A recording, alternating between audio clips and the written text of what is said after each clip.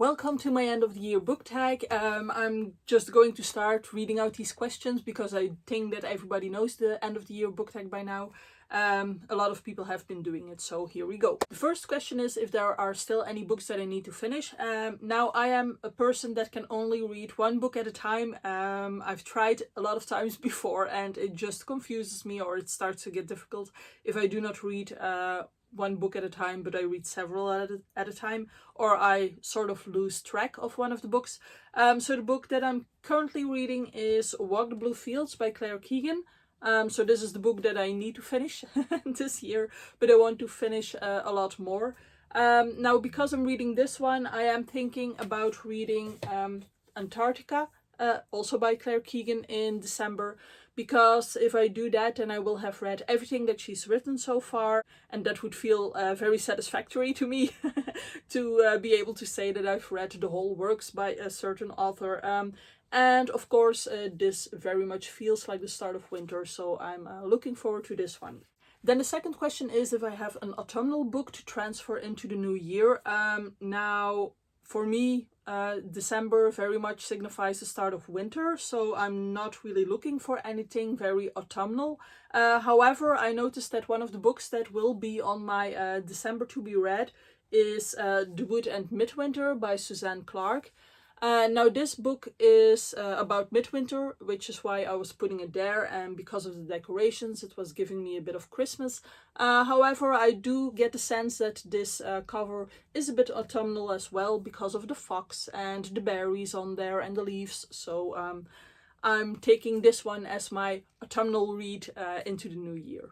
The next question is if there is still a new release that I am waiting for. There isn't actually. All the books that I had on pre-order have arrived by now, and I'll probably only start pre-ordering again in the new year. And none of the new releases are on my must-read books for the end of the year. I'm not going to try and force myself to read anything because it should be read this year. So no.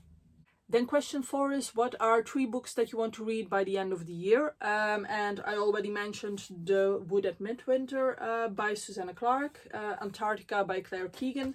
And then a third book that I would definitely like to read still this year is The Ghostwriter by Julie Clark, specifically because I am doing a buddy read for this one with Jason Reeds 10 on Instagram.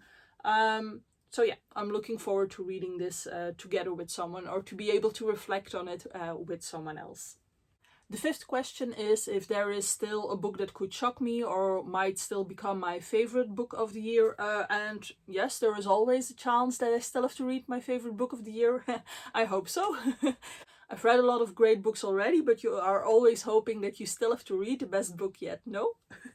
So books that I think could be that for me are Slate House by David Mitchell, which I am hopeful to still read in November. And the other one is Grief is the Thing with Feathers by Max Porter.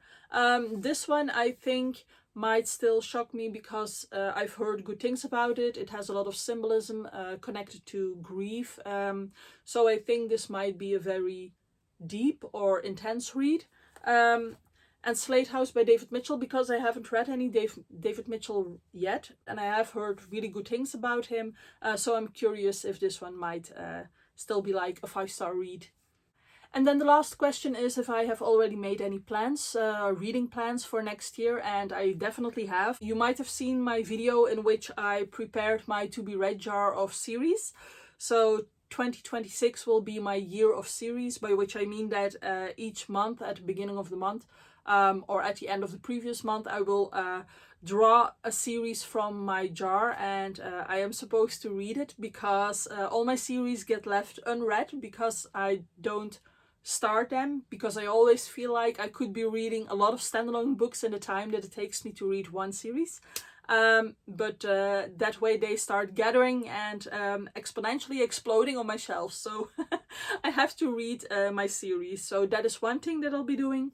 And then another thing that I've been doing this year is making this collection of books over here, which are the books that I most regretted reading of each month. So the book that I regretted not reading in January, the one that I didn't read in February, and so forth. So I will have this stack of 12 books, standalone books, that will be my go-to books during next year, when I have finished a series, or when a series is starting to drag a bit and I need like a pick-me-up in between. I am very hopeful to get to those books that I definitely regretted not finishing in 2025.